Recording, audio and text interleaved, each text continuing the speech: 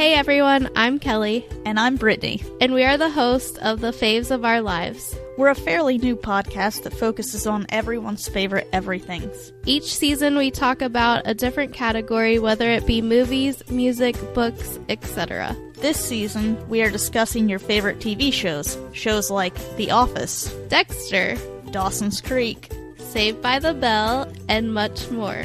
You can find us on Apple Podcasts, Google Play, Spotify, Stitcher, and many other podcast platforms. Follow us on Twitter and Facebook at The Faves of Our L1 and let us know all about your faves. That's The Faves of Our L and the number 1. We hope to become one of your faves soon.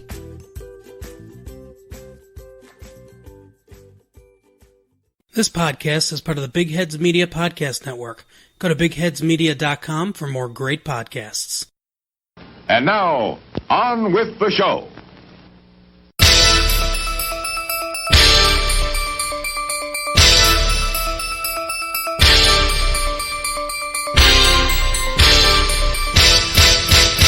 Hey everyone, welcome to We're Watching Here! We're Watching Here! This is Opinionated Movie Talk with Chris and Perry. My name is Chris Williams. With me is the Werner Herzog to my Errol Morris, Perry Cyber.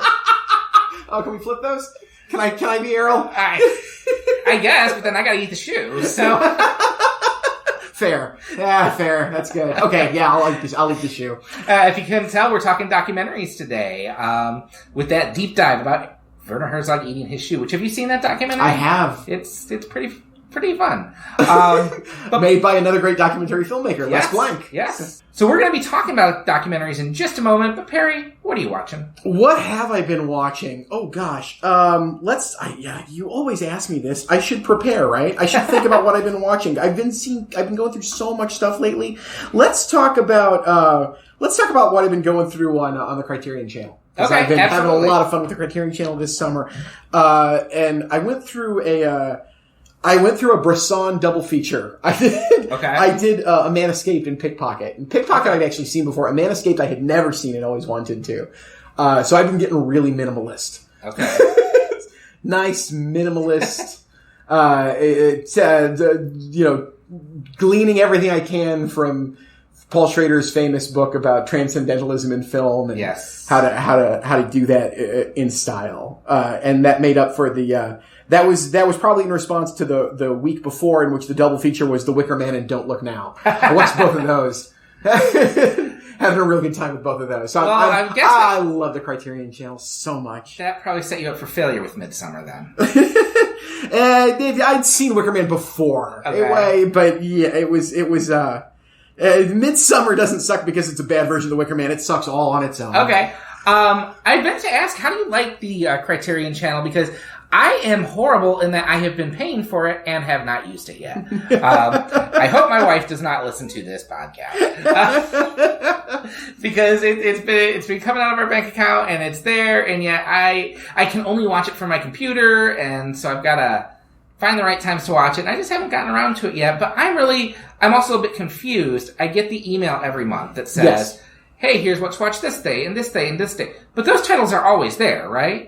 Yes and no. There are titles that are there permanently, and I don't know if you can find out what that is or not. I don't think there's an easy way to just look at all the things that are permanently in the catalog. Okay. And there are other titles that do disappear. I will give them full credit for, since they launched back in April, the last row of the home screen, if you search down in the Explore section, they group things in all sorts of ways. The very last thing is always leaving May 31st or June 31st, whatever the last day of the month is. And that's incredibly helpful. I really appreciate that. I wish all services would do this.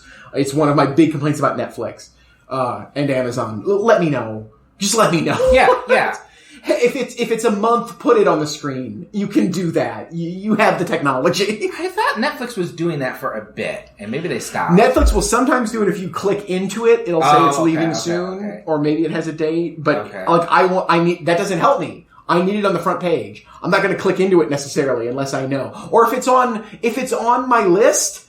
If I've said I might want to watch this, why can't you? Yeah, exactly. Send me an email. Anything. Okay, but the selection's pretty good, and I adore it. Okay. I adore it. I keep track of all the things I've watched on there, whether I've seen them or not, and since they launched in April, I've watched 19 films on there. Nice. Actually, it's basically 20. I have one I'm in the middle of that I'll finish later today. Okay. And then that's not even counting shorts or extra features that I've watched. This is the happiest the world. I could give up Netflix and Prime and any other streaming service if I just have this one. Well, I'll tell you what's really going to make me horrible is that I've been paying for this and I haven't watched it, but I can guarantee the day that stupid Disney streaming launches, I'm pulling up Star Wars or something. I will say I haven't... As long as you're giving them money, Chris, that's okay. And I have been watching Criterion movies. I mentioned on the last few episodes ago I watched the Criterion Tree of Life. Yes. Which was on disc, and I paid more for it. And I've been watching the Criterion The 4 series. I got that last year. Oh, so I've been watching Criterion movies. I just haven't been watching them on Criterion. That's fine. What I watched recently, though, I don't think it was a Criterion version, but it was a special, 2-disc edition. I revisited Dogma. Kevin Smith's movie from 20 years ago, which I wanted to write about for Michigan Sports and Entertainment, and I'll put my review in the show notes. That movie is very hard to find. That is a hard movie to track down. I could not find it on any streaming services to buy or rent, and I could not buy a disc on Amazon for it at all. It was crazy, and I don't know if it has to do with it being a Miramax movie and then just not finding a home after Miramax shut down or Weinstein's imploded or whatever. But it is hard to find, but I found a copy at my library, so I rewatched Dogma. And I gotta say, it made me happy and sad. It made me happy that it is just as smart and funny and irreverent and well acted as I had remembered 20 years ago. I love that cast. It made me sad because Kevin Smith has never done anything that good again. Not even close. And not even close. It made me really sad because this was, it's not a great movie, and I think Jay and Silent Bob have aged horribly. But it's asking questions and dealing with really deep, weird theological minutia in a poop comedy. Yes. And we don't get a lot of those. No. It was Kevin Smith doing something very ambitious and that he had been passionate about since he was a teenager. And after that, it was just back to the well for him. And it made me so sad to watch this and realize, I feel like he could have kept pushing. He could have kept taking chances. Oh, yeah.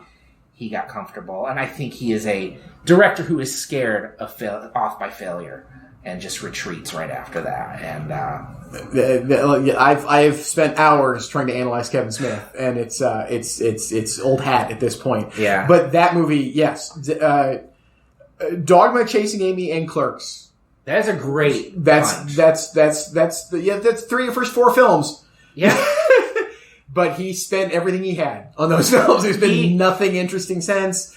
I think Dogma is excellent. I think it's his second best film. And first best being Chasing Amy? Chasing Amy, I think, hits higher. The problem is that last act of Chasing Amy has never worked for me. Kevin Smith has never made a 4-star movie for me. I would probably agree with that. And Chasing Amy got the closest, and I never buy that last moment. I never buy that character is actually offering up that they should all have a threesome. It just feels like a movie moment. It never feels real. It's a jokey moment, and the movie needs kills a movie that otherwise had enough real on it that it should have had a better ending. Dogma works throughout, and I'll tell you, every time I revisit it, what I am stunned by, and I tell people, and they don't believe me because they don't want to go back and watch Kevin Smith, Matt Damon's fantastic in that movie. He's not good. He's not funny. He's great. Yes. He's great in that movie. He has a moment of genuine, I don't even know what to call it, just genuine emotional overwhelmedness at the end of that movie that is... He has a come to Jesus moment, literally. Yeah. That is profound. I have no other way. I don't know how you play that, and he figured out how to play that in that movie especially it's a remarkable performance. Yes, him. I love Alan Rickman in it. Rickman's fantastic. I really like Ben Affleck. It's the only time I ever want Alanis Morissette in my life. Yes. Yeah, I really like Dogma. Not singing. So that's Dogma. I was really happy to find that it held up. I was watching it with my wife, who was not as impressed. She went off and watched Good Omens after that, which I guess Bethany's half black. It's the best. It's the best moment Jay ever had. And Jason Mewes crushes it. It's so funny. It's so well. That joke is well edited. It's well written. That's a great moment. I love the story that Jason Mewes was so intimidated by having Alan Rickman on the set that he was the only actor to memorize the script. Yes. Snoochie booches, man. So today, I'm sorry, I gotta do one more Jason Mewes story. Go ahead, my favorite. Did you ever listen to the Clerks commentary track? I have not.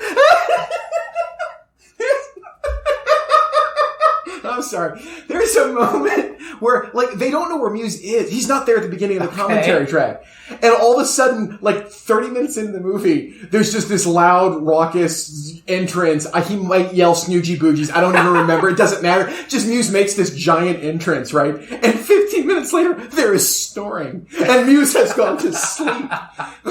Oh, that's great. It's fantastic. It's if you're, yes. As much as I don't want to watch his films, I will listen to Kevin Smith tell stories. Absolutely. So. Well, we're moving on to people also telling true stories. We're going to talk about documentaries today. And there were a couple of reasons I want to talk about this week. One is we're really living in a golden age of documentaries. I put together a few weeks ago my top 5 list for the year so far. And there were actually 2 documentaries at the top of that. Amazing Grace and Apollo 11. They are both fantastic movies. They are both movies that take old footage and make them new and vibrant in amazing ways. I really recommend that. Last year, my top 10 list had both Bing Lao's skateboarding documentary, Minding the Gap, and Morgan Neville's Won't You Be My Neighbor on there. I could have also easily included Three Identical Strangers, Free Solo, or Judd Apatow's HBO documentary, The Zen Diaries of Gary Shandling. In addition to Amazing Grace and Apollo 11 this year, we've had Finding Neverland, which is a hard watch but essential. We've had the political documentary Knock Down the House for Netflix, and 2 Fire Festival documentaries, both of which are decent. Documentaries are hot right now, and I could not be happier about this, because maybe it's my journalism background or just something to me that has kind of always gravitated toward nonfiction, even in the things I read. But I have long been a fan of the documentary format. The first fight I ever got into, and it wasn't a fight, it was a back and forth argument, with my wife was when she asked if a movie I was watching was a documentary or a real film.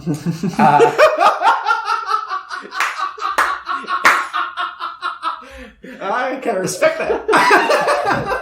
Yes, I understand why it led to a fight. Don't get me. I don't wish to belittle either of you by laughing that hard at that. That's just a great story. And when I stream a movie, it's more likely that I find a documentary to stream. I think Hoop Dreams was probably the first one I paid any attention to. But in my 20s, I was quite taken with Super Size Me, Bowling for Columbine, and Murderball. So really, an episode on documentaries is one I wanted to do since we started this podcast. But Perry, when we sat down to record our first episode, my interest got even more piqued because you mentioned in our Cinematic DNA episode that you have a complicated relationship with the form. Yes. So I want to start things off by asking you about that. So for me, and I laugh because I guess in my heart of hearts, I kind of land where your wife does. Okay. For me, I come at film for storytelling and for a story. And, First, you know, as with anything, you then learn to appreciate the art of film and what it takes to make a movie. And I'm not saying I demand a story. I can watch a sensory experience of a film and have a great time with it. But for me, this gets at, I can't remember, I can't remember who to give it credit to, but, I can't remember who, it's somebody famous who said, the famous quote is, art is a lie that tells the truth. And that's sort of central for me. That's how I approach things. And for that reason, the worst thing a film can, a real film, the worst thing a fiction film can be for me is to tell me up front that it is based on a true story or inspired by a true story or anything like that. Because to me, what you are immediately doing, more often than not all the time, there are great films that are like that, but more often than not, you are compensating for something you failed to do in your storytelling. You want me to bring something to this that you didn't provide in the movie you had. And the reason I dislike that is because the reason that gets my back up is because I love movies that don't do that and are completely made up stories. And what I appreciate is, okay, we have accepted, once we start this journey, this is not real. And so then the challenge for me, and what I like best in a movie, I'm not saying a film has to do this. There are many ways to appreciate lots of movies. I'm speaking very personally from what I respond from a movie. I want you then to get as close to real life as you can. Because that's powerful to me. If we accept this is make-believe, but how close can you get to make me think that this is real, to make me believe in these characters, to make me go on this journey with you? Documentaries, to me, fall into that trap of, it's got to be all or nothing for a documentary for me to work. It needs to be rigorously true. Okay. Or it needs to be, this is just me. And I think far too many documentaries fall into the valley between those two poles. Okay. And it just makes me go, well, I don't know why you bothered then. I don't know what it is you really want from me. They can reek of exploitation so easily to me. Especially if we're talking about a documentary film, a film that you made to make money. I'm not talking about a news report, which has its own issues with all of this about getting at what's real and how you're being manipulated. I just find that to be problematic for me more often than not. And there are fine practitioners of the genre for this. This is not an issue for me.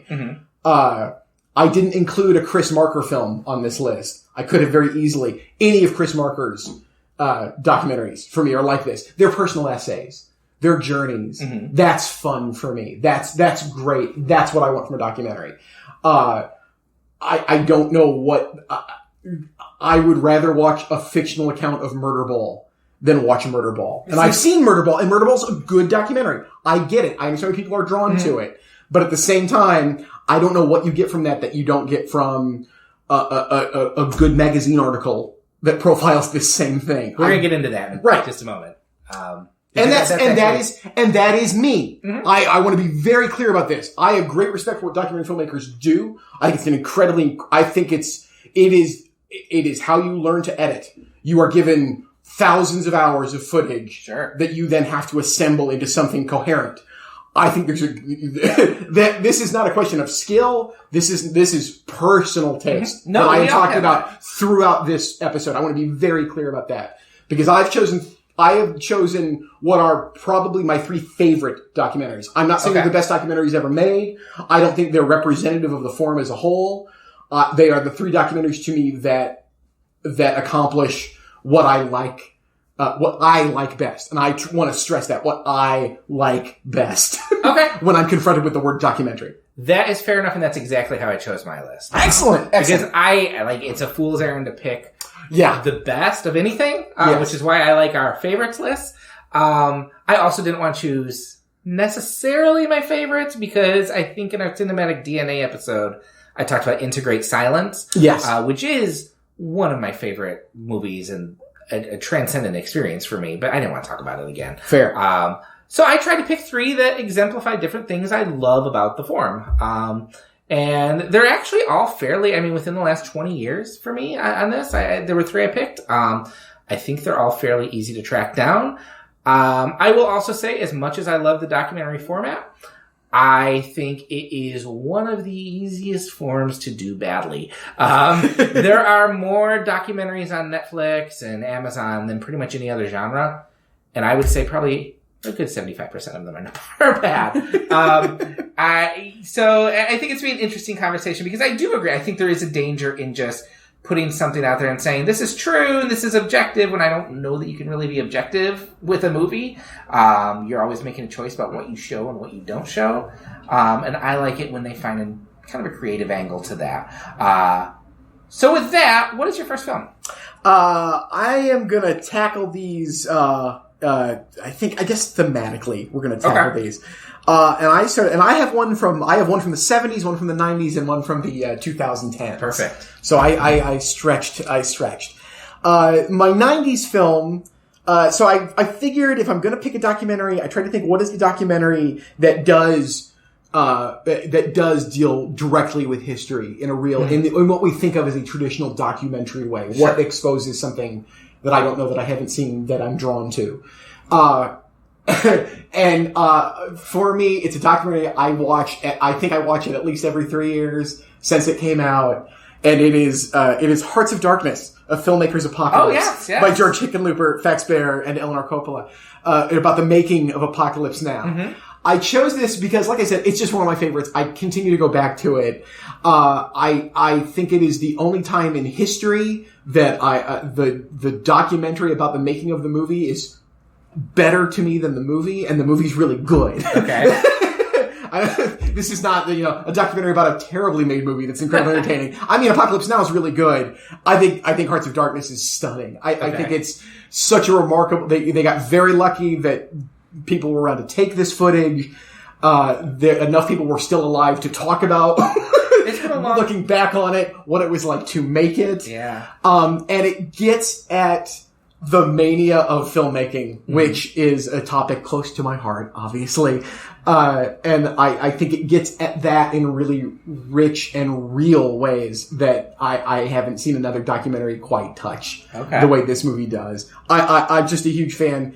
It's, I know it was released on DVD. I have it on DVD. I don't know how easy it is to find otherwise. Check it out, if for no greater moment than explaining that Orson Welles. That's a tip off to what's coming later. That Marlon Brando was making $1 million a week and hadn't bothered to read the script or read Hearts of Darkness, and so was improvising all of his dialogue. And there's footage of him just standing in front of a doorway with his hand to his head after a long pause and just saying, I can think of no more dialogue today. It was fantastic. It's that movie is everything that I want a show business, filmmaking, and personal documentary to be. I think it's a great piece of work. It's been a long, I feel like I have seen that years ago. I remember it being kind of like watching a mental breakdown on film. Yeah. Which is funny because it's, I do like those. Many people's, not just Francis's.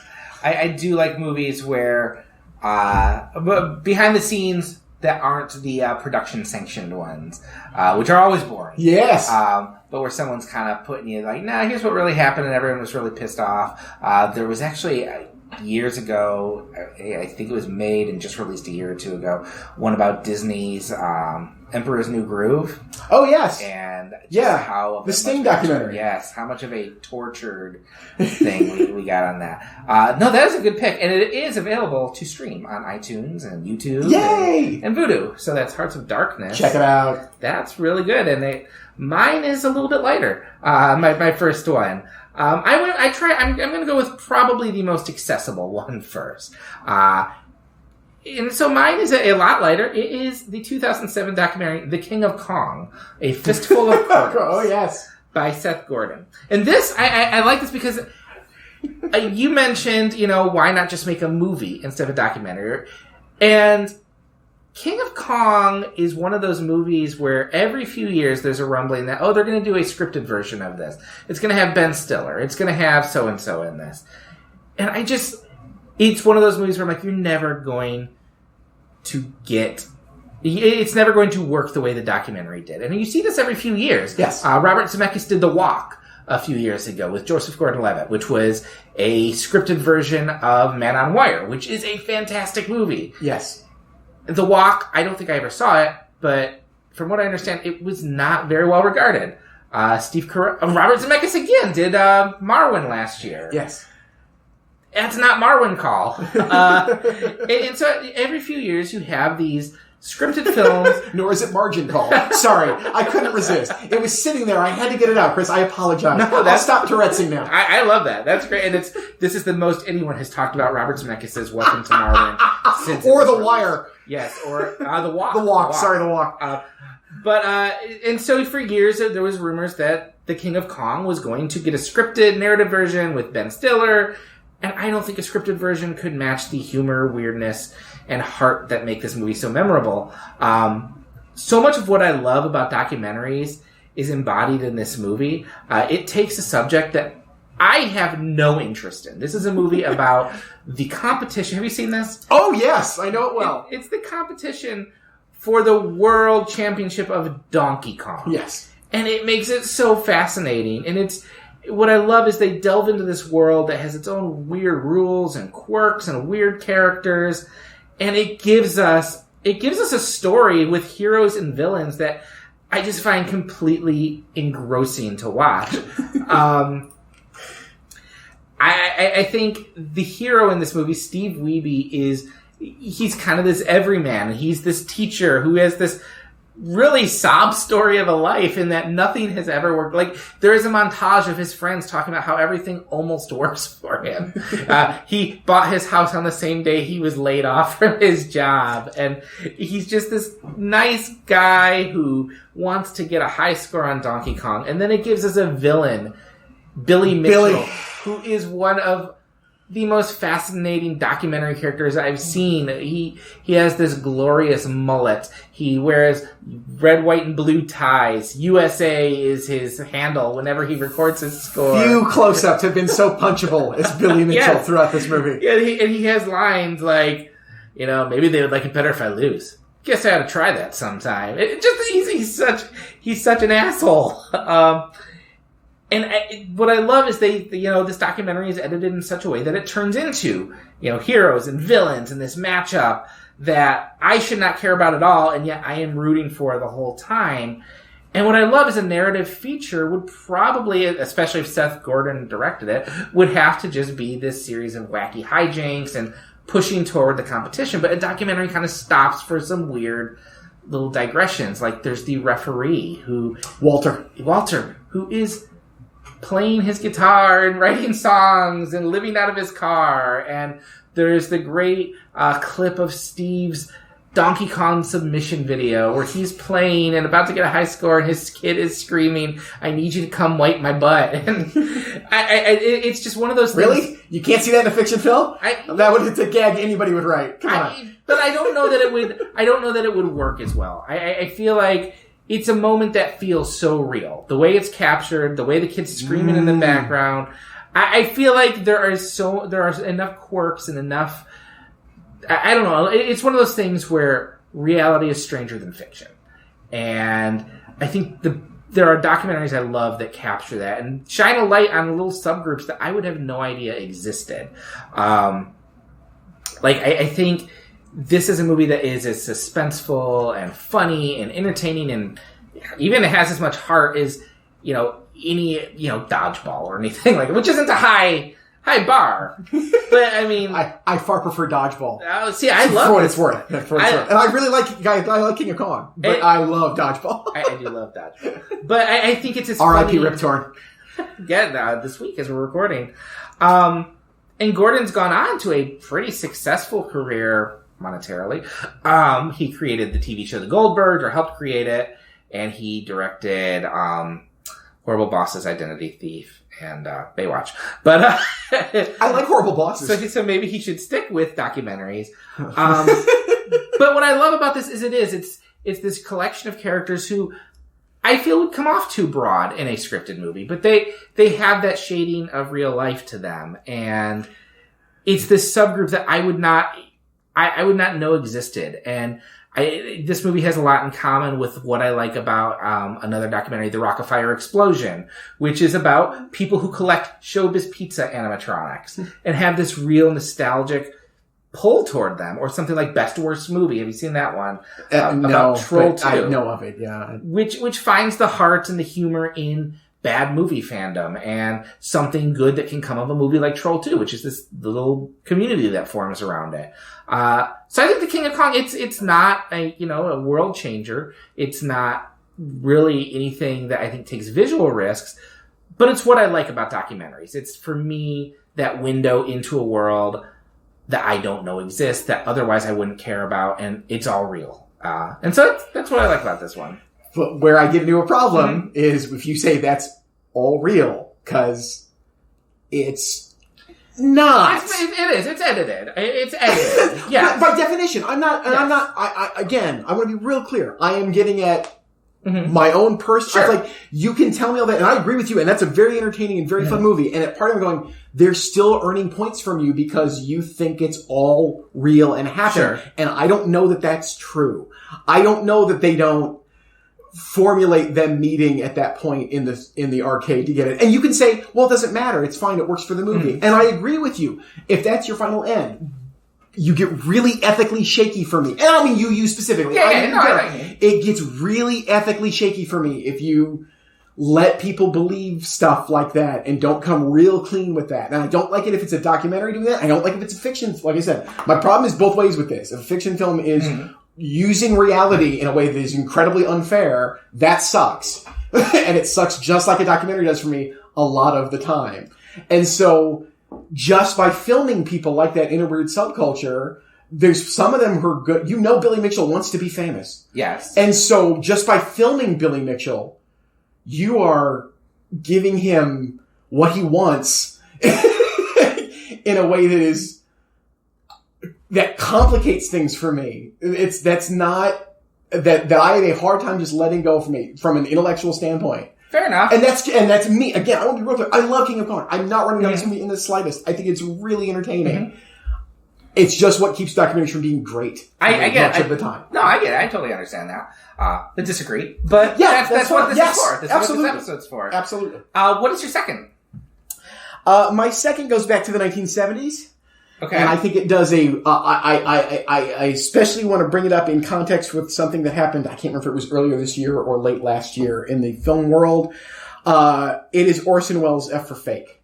Okay. Which, better for the rest of my life and the lives beyond mine, be remembered as Orson Welles' last film, because nobody should think The Other Side of the Wind is Orson Welles' film. No. There's a reason he didn't finish it. He didn't want to. He was not kept from it. He could have finished it at any point and didn't. F for Fake is the last film Orson made. And have you ever seen it? I have not, but it has been on my list for years. It is a 90-minute documentary about fakery, which is why I love it. It is very upfront about what it's about. The first 2/3 of it are an examination of Elmire Doré, the world's probably greatest at that point living art forgerer. Okay. And it explains, it also gets on screen Clifford Irving, who wrote a book about Elmire, explaining how he did what he did and his quite interesting life. If you don't know the name Clifford Irving went from that book to faking that he had access to Howard Hughes and had written a Howard Hughes biography. This is one of the most famous incidents in American hoaxdom. It's that Clifford Irving. They made a movie about this with Richard Gere 10 years ago called Hoax, about the Clifford Irving scandal. And for an hour, the movie quite plainly uses all of the cinematic tricks available to a filmmaker, and Welles is on screen right up front doing magic, explaining to you that he's doing all this in order to examine fakery and what's real and what isn't, and what does it mean to be an expert in something, and would fakes exist if there were no experts? It asks all sorts of really interesting questions. And then in the last 30 minutes takes a whole different turn. That I don't want to talk about here if you haven't seen it or if you haven't seen it at home. But I love this movie because, like I said, it plays very fair with what is real and what is fake. And because that's its subject. It has to be very fair about and it's quite open. It asks you to not necessarily believe any of this. or to believe what you want to believe, or tells you very clearly, this is probably more true than this other thing, and does so in the most enjoyable, cinematic of ways. I think it's a masterful movie. I think it's everything. If you've seen The Other Side of the Wind and haven't seen this does everything that's interesting in The Other Side of the Wind so much better. Okay. Yes, F for Fake. I know it is currently on the Criterion channel. You've just decided my There's afternoon. also a superb 2-disc Criterion Collection edition of it. It's available on disc that way as well. Check out F for Fake. It's a film I dearly love. It's great fun. And I think it is it's a arguably the great film documentary. That is probably something I will watch this weekend in my inaugural Criterion Channel watch. You've sold me on that. And thematically, it sounds like another documentary that I'm not going to mention because I'm wondering if you have it on your list for your third. But we'll talk about it if it's not. So my second is miles away from King of Kong, in that it is not a carefully edited... good versus evil, good character, character-based documentary. It is a very fly-on-the-wall, small, micro-budgeted movie that I don't even know got a release besides DVD. And it's the 2001 documentary Hell House by George Ratliff. Yeah. I never saw it. I know of it, yes. It is a movie that fascinates me, and it is one of those documentaries I'll pull out every few years. It is very obviously situated to my interest because it follows a Texas church that puts on haunted houses that have the goal of scaring the hell out of people every year. So instead of demons and witches, it's a church that puts together this bizarre haunted house where it's botched abortions, suicide, domestic violence, and mass shootings. Very disturbing stuff. The film doesn't just observe the creation and building of the haunted house and walk you through it. It goes home with several of the church members. It sits in on meetings where they're discussing this and writing the scripts. It goes through the auditions that the teenagers have for this, as well as the very bizarre Oscar ceremony they have to see who was the best abortion victim, I guess. And there's a moment... It's a fascinating film, and I was originally drawn to it about 15 years ago because I came from a very similar background. My church never did a Hell House, but they would definitely have paid money for us to visit one. You know what I mean? I really appreciated, first off, that this is not Jesus Camp. This is not a polemic or anything like Michael Moore would do, where it's making this, point like, look how crazy these Christians are. This is a movie that really, there's no narration. There's just observing them putting this hell house together, and it grants them the respect of taking them seriously. So it doesn't juxtapose any of their discussions with news footage or opposing footage. It's just, okay, let's sit and watch these people do this really weird thing. And it observes as one man is having dinner one morning and his 2-year-old has a seizure, and he prays this kid through a seizure, and the seizure gets better. So it grants them the respect of taking them seriously, even while you're probably watching this movie going, what the hell are they doing? To me, that is a movie that is more powerful than something that might be heavily edited or a little bit less subtle, like a Jesus Camp, because it's not preaching at you. It's asking you to watch these people at work, watch what they're doing, watch how people are responding to it, and then you kind of have to wrestle with that. And it really is, I'm not saying it's unbiased, because everything they're cutting and showing you has a point. They're trying to get some sort of reaction out of you.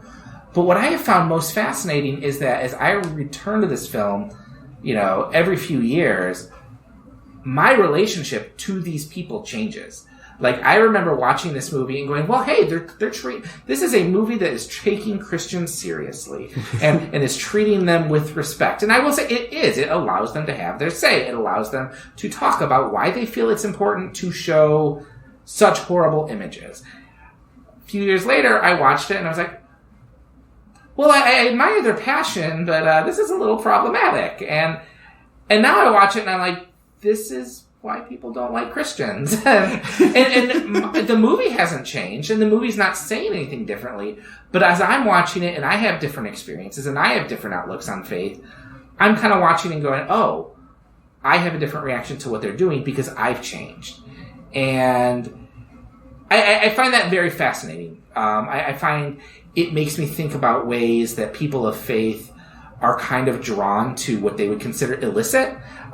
Maybe because there's things they want to experience that they're not allowed to, and this gets them as close as they can to, being at a rave or something like that. I love how it just so nonchalantly shows how kind of tone deaf some of these people are, because there's the kid who thinks he's drawing a pentagram on the wall, but it's the Star of David.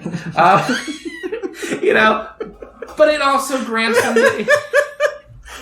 it also grants them the seriousness of, it watches their services, and they're in tears because they believe very sincerely that, we have a world we need to tell about heaven and hell. And it adds up to this very complex thing where I think they're very fair, and yet I don't think the people involved, the church members involved, understand how they're coming off. And I think it's that kind of fly on the wall thing that allows you to draw your own conclusions that has made it a movie I return to over and over. Because you're watching them do this thing they believe in very sincerely with all these flaws and all these problems, and they don't realize how they're coming off. And there's nothing calculated about what they're doing in terms of making the movie's point. They're very calculated for other things, but I find that, like, it's a movie I watch and go, okay, I know this subculture, and I can see the problems with it, but I also see their sincerity, and I think that's what keeps drawing me towards it. Is it's just dropping in and watching. So that's Hell House.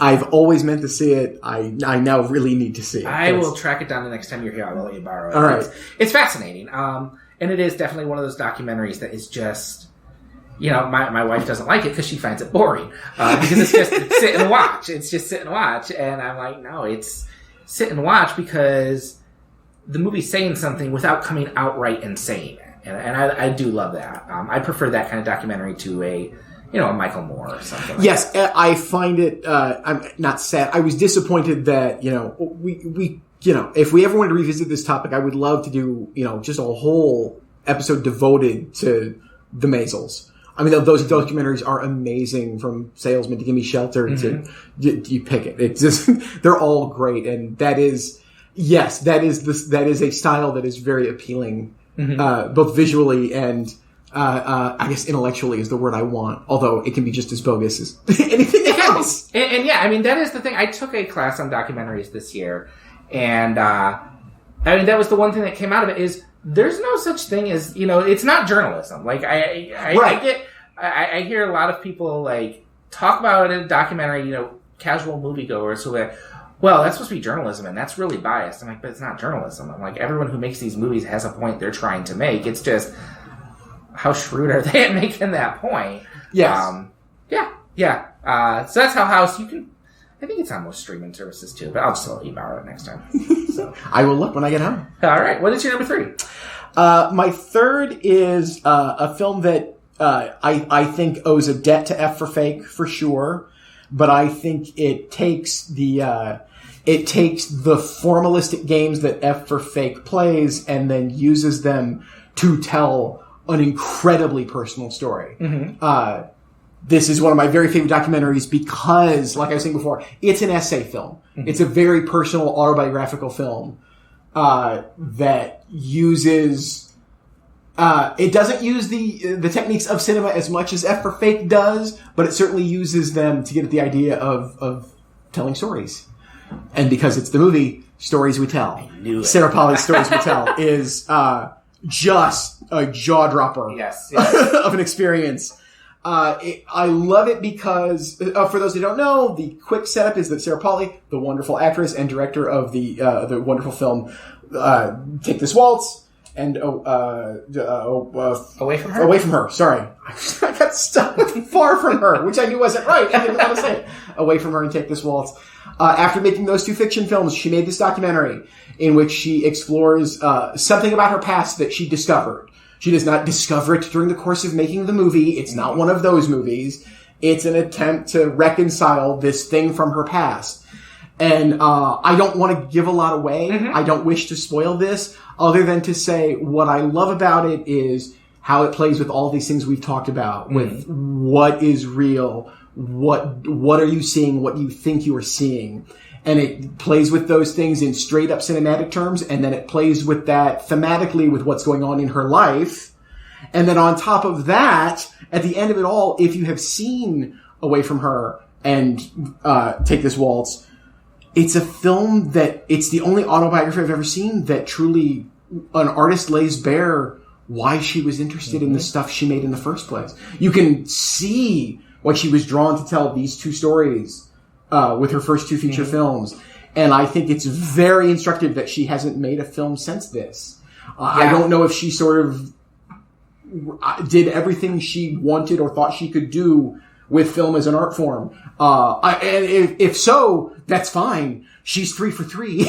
So few people ever pull that off. But oh my gosh, and I've probably way oversold it at this point. I don't think you have. I will say, and I almost want to do I almost want to put a pin here and say afterwards we'll have a little 3-minute, so let me do it this way.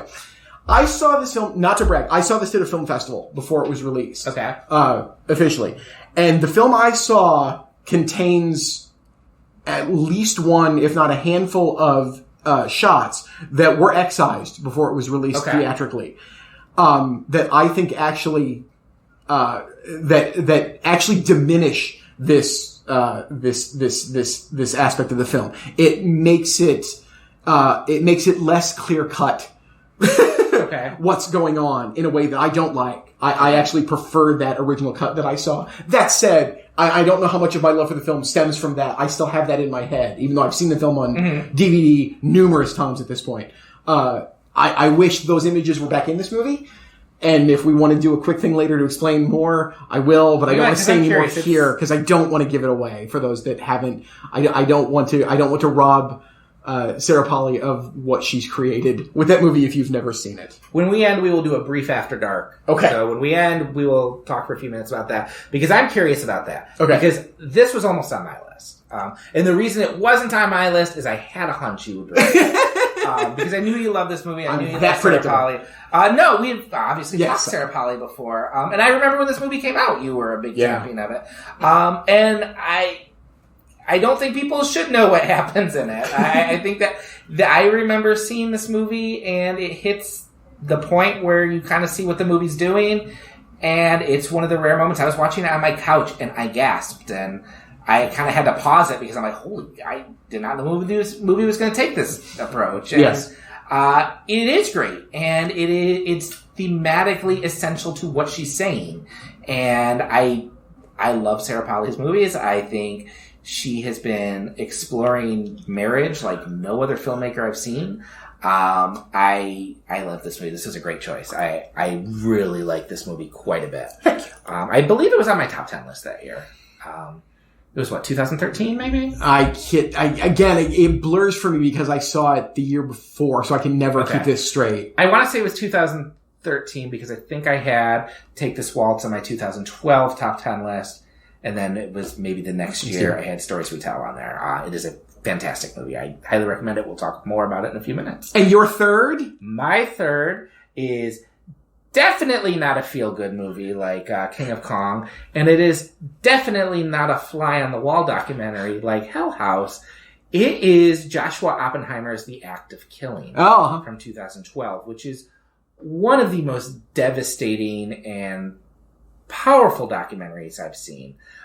This is a movie. Have you seen this one? No, but I know of it. I'm familiar, but I haven't seen it. This is a movie in which the filmmakers traveled to Indonesia, where there were government-sanctioned mass killings in the 1960s that took the lives of nearly, I think it ranges from 500,000 to 2 million citizens, is what the estimates are. They were blamed with being communist sympathizers. there's never been a reckoning for this. There's never been any sort of action taken. And actually the people who perpetrated the crimes are now in a lot of power throughout Indonesia. And it's not something that's talked about, and it risks being lost to time.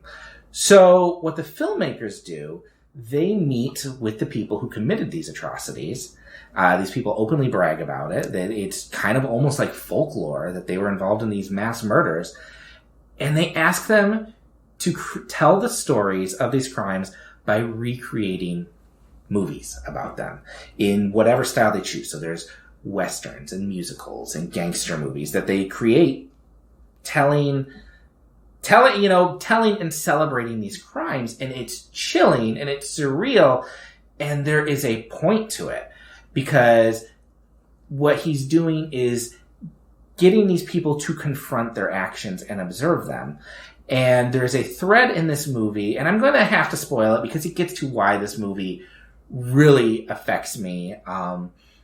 One of these subjects is a man named Anwar Congo, who was responsible for hundreds of mass killings, and he brags about it. And he's kind of this outspoken, really proud, I did this, and, look how great I am. And he brags about how efficient he was at creating a method to kill people. So later in the film he's making, he plays a victim, where he has to kind of have this, rope around his neck that's gonna kill him. And as he confronts it, you see him beginning to ask more questions. And is this what at first he's very nonchalant. He watches his scene play back, and he's like, I wouldn't have wore white pants to do that. And then he starts asking, is this what I did to people? Did I torture people? Did they suffer because of me? And there's a scene at the end of the movie where he goes up to the actual roof. They follow him up to the roof of where he actually committed these crimes. And it's the most devastating moment I've seen in a documentary, because he's going around, he's kind of joking about it, he's very nonchalant, and then he just starts retching. He gets this hiccup in his throat where he's it's like he's trying to vomit something up and nothing comes up. Mm-hmm. And it's chilling. And Josh Larson over at Film Spotting, he referred to this as it's like an exorcism. It's like he's the only one in the movie to really kind of reckon with this. But it's this moment where again, like what you've been saying, you don't know how sincere he is, but I don't think it's something you can fake, the reaction you see in this. It's a very, I don't even know, I've never seen anything like this.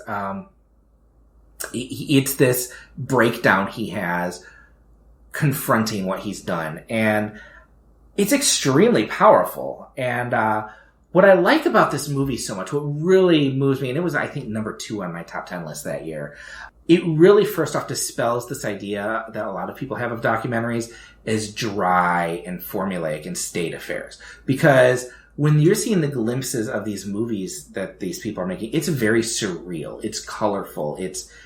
There are images in this movie that are your brain has a hard time wrapping around what you're seeing, because there's a sequence, and it's on the poster for the movie. There's this giant fish statue and these dancers around it. And it's really jarring and surreal, which is an interesting way to deal with an issue that is otherwise going to be a painful slog to confront. It often embraces its surrealism, but it's also, I think it's very much a movie about what's powerful with film, because it uses its visuals and its confrontational nature to address an actual historical atrocity that is going to be lost to time. It uses film not just for these people to confront it, but for people in Indonesia to finally hear this story that's buried by the government. Oppenheimer and his crew, I think it was the Alamo Drafthouse, Neon bought it. They smuggled this film into Indonesia after it was made. They uploaded it to torrents. I think they actually dropped it from the sky so people could see this movie and find out about a part of their history that is being lost. And the public now has to wrestle with that. There was actually a second film made in 2014 called The Look of Silence, which Oppenheimer, again, he deals with this same subject, and it's a quieter film about a man whose brother was killed, and he visits the murderers under the guise of an eye exam. And he uses this eye exam to start asking questions and bringing this to mind and bringing it to light, not so much to get them to change their mind, but just so the story gets out there. And I think it's a very powerful movie. I highly recommend it. I know it's been on Netflix for a time. And it's produced by Errol Morris and Werner Herzog. So both of us are on there. So bring it all together. If you haven't seen it, I highly recommend it. It is not a good time at the movies, but I think it is one of the more important, powerful films of the decade. And it's one of the... It's a movie that I don't know that narratively you could do this way. You could make a movie like they're doing, like the gangsters are doing, dramatizing the crimes. But this is a movie that actually uses that to say something in a way that I think people pay attention to, maybe in a way that a typical news report or documentary wouldn't. So I recommend this movie. It is a great, powerful movie. It's one of my top films of the decade. I need to see it. It's very good, very good. What was not on your list that you almost put on your list? Well, I decided, like I said up top, I wanted to pick my 3 favorites, and I immediately eliminated all concert videos. Okay. I eliminated that just because that seemed like, unless they were really, truly, greatly cinematic, and there are a couple. Stop Making Sense comes to mind for sure. The Last Waltz comes to mind. But I like those for the content more than anything else. I was trying to pick stuff that really was cinematic, that was using the tools of film to tell its story, or in the case of Filmmakers Apocalypse, to be about film itself. Right. But I'm a big fan of Gimme Shelter. I think Gimme Shelter is a remarkable documentary about the Altamont concert, the infamous Altamont concert for the Stones. That was at which a film for which the Pauline Kael review has always meant a lot to me, where she said, okay, well, if you create an event you create it to be filmed and you set itself up for disaster to happen, then did you really accomplish anything by capturing disaster? Which really sort of gets at my problem with documentaries. Sure. It's a film that I love the film straight up, and I love what it makes me think about documentary films. Oh gosh, what else? I mean, I think we've talked about this briefly. I turned 16 the year Roger and Me came out.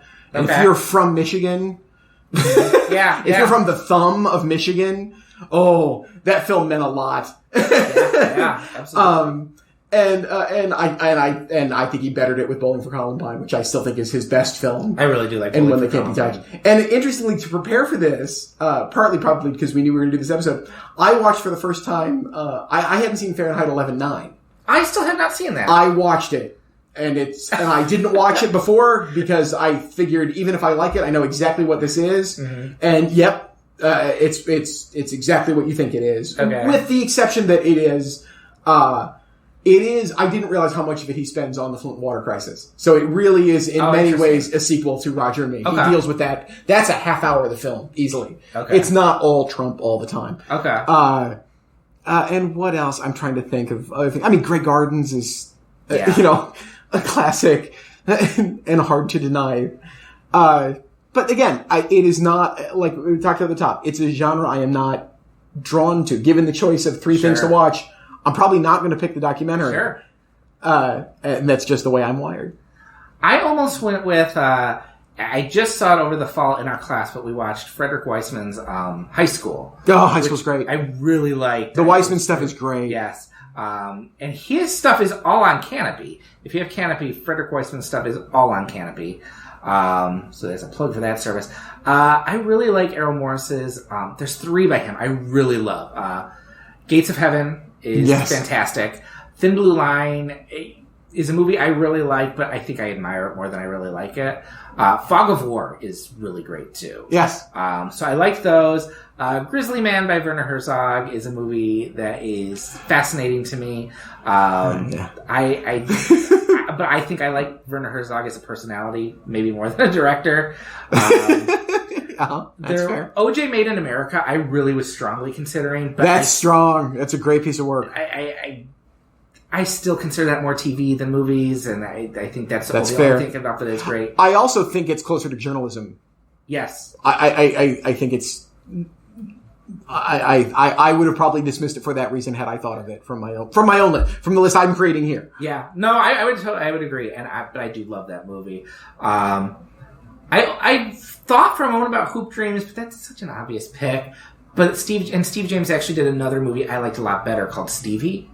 Wow! His relationship. With, no one ever does that. I'm so happy to hear that. I don't know that I agree with you, but I'm so happy to hear someone take that position. That's great. But you even prefer it to Hoop Dreams. And Born Under Brothels was one that really affected me a few years ago. I like that one a lot. And Stories We Tell almost was on my list, which we're going to finish up here. So if you don't want to hear spoilers for Stories We Tell, turn it off now. We'll see you in a few weeks. But Perry, go ahead and Stories We Tell. So in the cut of Stories We Tell that I saw originally at the Toronto Film Festival, there is, and I don't know if it's more than one, there's one specific shot that I remembered because it was the aha moment in the movie when I saw it the first time, and I swear it's not on the DVD. And it's, so I guess I have to really give a lot of way to explain this well. Throughout the film, there is footage of home movies. Right. That are of the Polly family. Yes. Who you are introduced to in modern life, and then you learn about her mom who's passed away, and her father. You meet her father in real life. He's still alive. He's actually recording the voiceover for much of the movie. And then, because it's about something that happened between his parents, that's part of the big secret she finds out. And you're seeing this old footage of him, of this man who may have been having an affair with his mother. Yeah. With her mother. That's and there's a huge reveal, about the 2/3 moment, if I remember correctly in the movie, where you see he's got a very specific mustache. This man who her mother was having the affair with has it as an old man, because you see him interviewed as he really is, and you see this old footage of him, and then you see an actor putting on this fake old mustache from the old footage, and you realize that all of this footage you have been seeing is completely is fake. It's not real old footage of them, which you've been seeing throughout the movie, and you've been buying is there. To the point that at halfway through the movie, I thought to myself the first time I saw it, how did they had a camera at everything? I was thinking the same thing when I saw it. Yep, that was... And yes, that's the reveal at which you find out, oh, this is all been fake. And now I have watched the movie... I've shown the movie to many, many people, and there are a handful of them, and these are not people who weren't watching, these were not people who were staring at their phone half the time, who did not realize that this footage that you've seen throughout was faked. That it's not even at the actual end of the movie, they didn't realize? Yeah. They just didn't click, because they were so drawn into the story itself. I feel like, isn't there... They didn't let that go, and I find that to be sad. Like, that's not what I want. That's not... The movie comes so clean and clear in the first version I saw it as. And I can't help but now see it as that. So I don't know if that's me. I don't know how much that is that shot or not. I don't know. Maybe the film's better without it. I truly don't know. But it's one of the great conundrums I've had with the movie. I don't know I don't know how much that affects it, or how much the thought of it still being there still rides with me. I don't know if that's the actual film I'm reviewing, which only, truthfully, just plays right finally into her theme overall anyway. So... I find it fascinating that people wouldn't get it by the end of the movie, because it's so, like, it's not a gimmick. It ties into why she's making the movie. Oh, absolutely. So I feel like you're missing something if you don't understand that. But I feel like there's a part, and maybe I'm misremembering. It's been a long time since I've seen it. Isn't there a part, though, where you're watching the whole movie footage, and Sarah Polley turns to the camera?